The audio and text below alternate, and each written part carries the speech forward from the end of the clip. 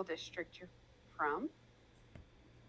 I'm Anita Moreland, and the district we're from is Canyon Independent School District in Amarillo, Texas. Okay, and we really appreciate you coming forward to tell us what happened. Um, just take this time to just honestly tell us what happened, what went on, and how did you respond to it? How did the school respond? I went to pick up my 4.5-year-old from preschool at Sundown Lane, like I do every day. We get out of our vehicles and we have to get our child from the teacher. I put him in his car seat that is directly behind my seat in my car. It takes us about 15 to 20 minutes to get to my 9-year-old's school. And it's one of those things, if we go home, we don't have enough time, but when we get to my 9-year-old school, we have too much time. So that's the time I let him have TV. I let him watch a movie in the car.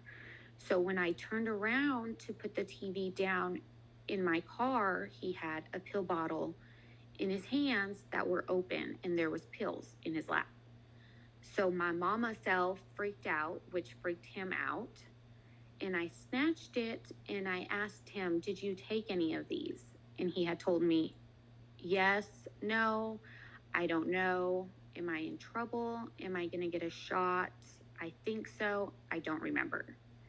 So I put all the pills back in the bottle. I put the lid on and I read in front of the bottle and I said, "Where did you get this?" And he said, "I got it from my backpack." And I read the name on the bottle. I asked him if he knew who the kid was. I assumed it was a kid. And he said, "He's in my class."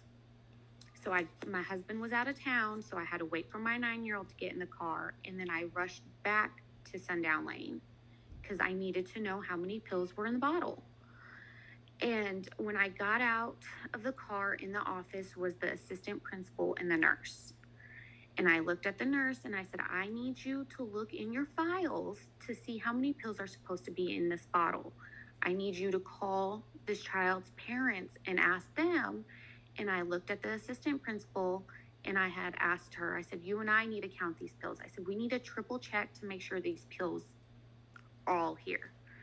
And of course I was frantic. I was shaking.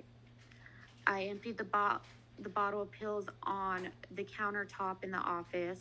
I couldn't slide the pills across the counter because I was shaking so bad. So the assistant principal took over for me.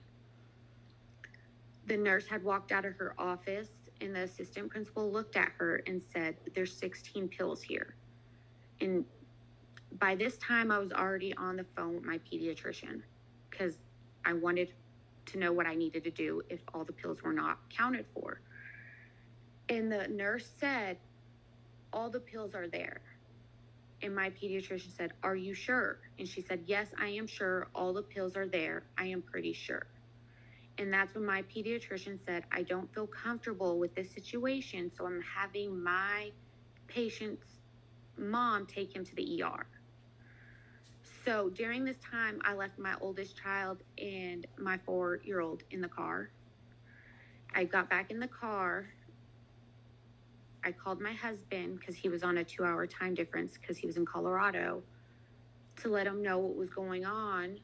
And he said, "You need to call the superintendent right now." So I got off the phone with him. I called the superintendent, and the superintendent's assistant answered and said she kind of needed to know, like, briefing of the situation. I explained it to her. I was on hold for, I want to say 13 minutes. It was no less than 13 minutes. If anything, it was longer. And she got back on the phone and said, "The superintendent is aware of this incident. He is extremely busy right now in his office. He could possibly give you a call back tomorrow." And I stopped for a second. I said, he cannot make time for a parent that is taking their child to the ER because of something that happened with one of his schools. And she said, "He's aware of the situation. He could possibly give you a call back tomorrow." So I just said, okay, and hung up. By the time I got to the ER, I was taking my 4-year-old out of his car seat. There was 4 other pills that I found in his car seat.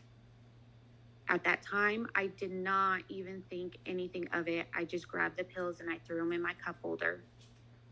We went into the ER. I told them what happened. They took us back right away.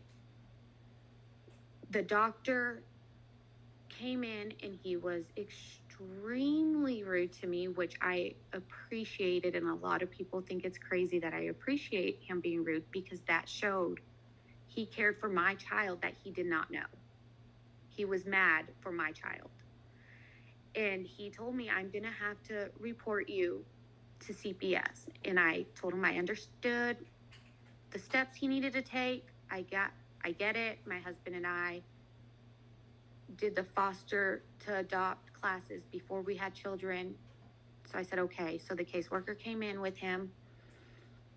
I told him what had happened.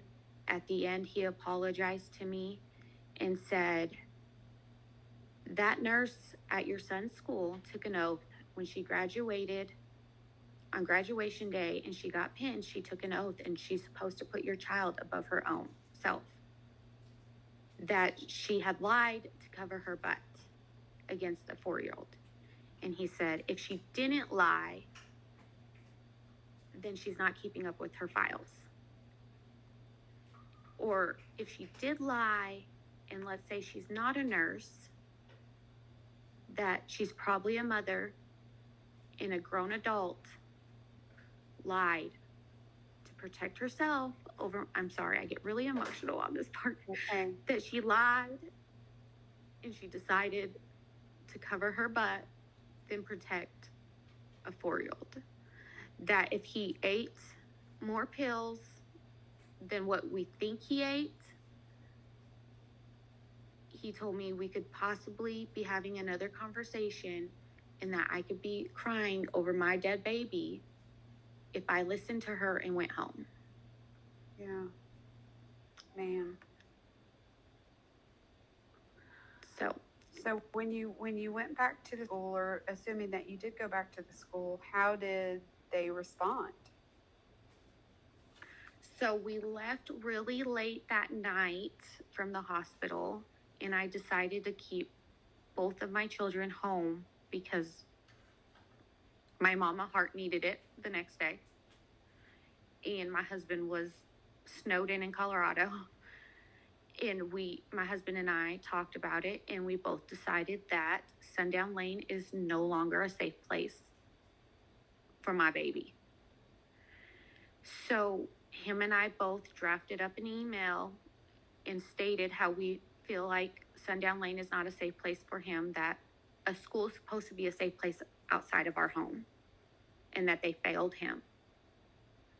And I explained to them what the doctor had said to the nurse. I took pictures of the 4 pills that I have in my possession. I had luckily taken a picture of the pill bottle before I gave it back to the school. Was there ever an explanation of where it came from or how it got in the classroom? Yes. So what had happened was the nurse gave it to the teacher. The teacher put it in the wrong backpack. And what the doctor had told me, because the school kept calling it an accident, and every time they told me it was an accident, it made me very angry. So the doctor said, if we want to consider this an accident, fine. But there was 5 steps in between the nurse having the pills and the teacher putting it in my son's backpack that could have prevented this accident. And the first accident was the nurse did not put the cap on right. That the nurse handed the pills to the teacher. So that's 2. 3, the teacher accepted it.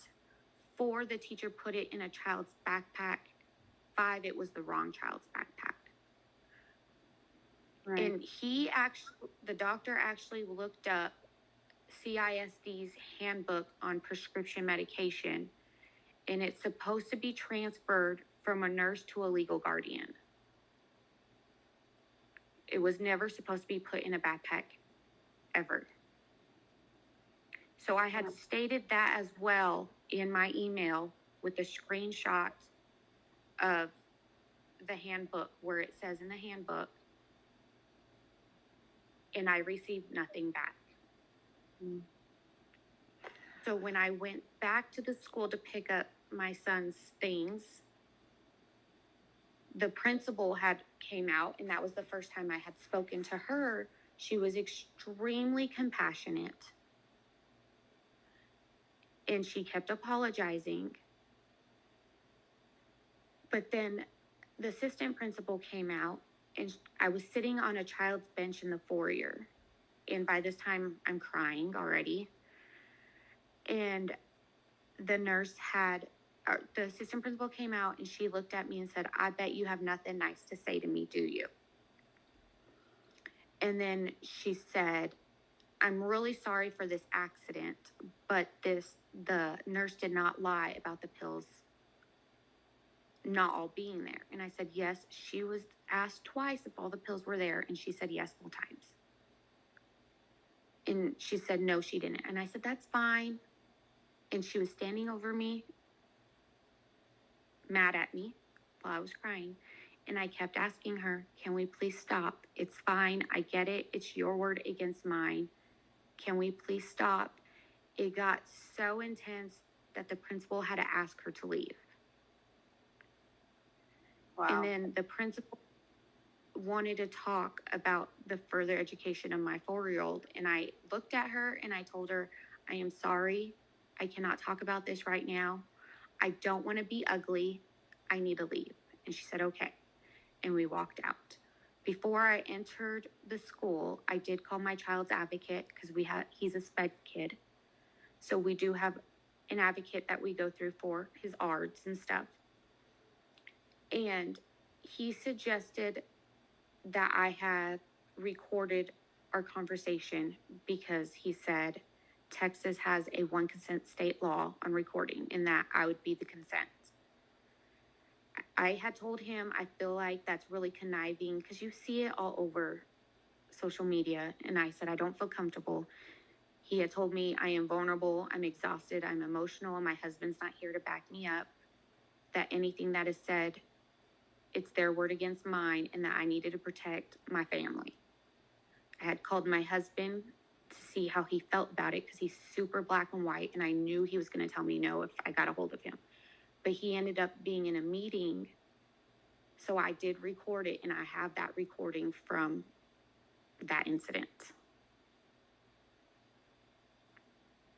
And during that incident, the assistant principal kept telling me, I told the assistant principal, if this prescription would have been a narcotic, things could have ended a lot differently for my child. And she kept telling me, well, it was not a narcotic. And that they handle, right, and that they handle narcotics differently. And I told her, you're supposed to be handling all prescription pills the same way when it comes to school. Yeah. So after living through this event, and I don't say that lightly because it could have been devastating, and it was, but it could have been life altering. What would you want to say to your Texas lawmakers? We hold children accountable when they make mistakes. Why are we not holding adults accountable? Adults that are supposed to be protecting children. You go into the school system knowing that it's your job to make sure these children are safe, but they're not held accountable. Yeah. And this is exactly why the Texas Ed 911 legislative priorities are so important. Um, we need a parent ombudsman for education. It's something that Texas 911 is asking for so that parents with a situation like this are able to file a complaint directly to the state. And with one phone call, and a mandatory investigation could be opened and would be required. So right now, the schools don't have any fear of being sued. And so it's like there's no regulation because of sovereign immunity. So we can't sue them. That needs to change. And Texas Education 911 is working towards that change. So obviously, the school did not respect the fundamental rights of the parent.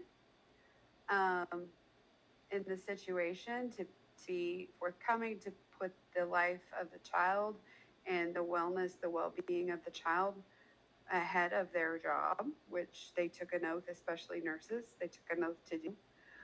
Um, so we're advocating for changes to the Texas Constitution and the Texas Education Code. So we really appreciate your bravery and your courage, and thank you so much for sharing your story with us. And for other parents out there, if you have a story to tell, you can email us at texased911@gmail.com. So we're working hard to make things different and to change the system. So thanks again for your time, Anita. Thank you.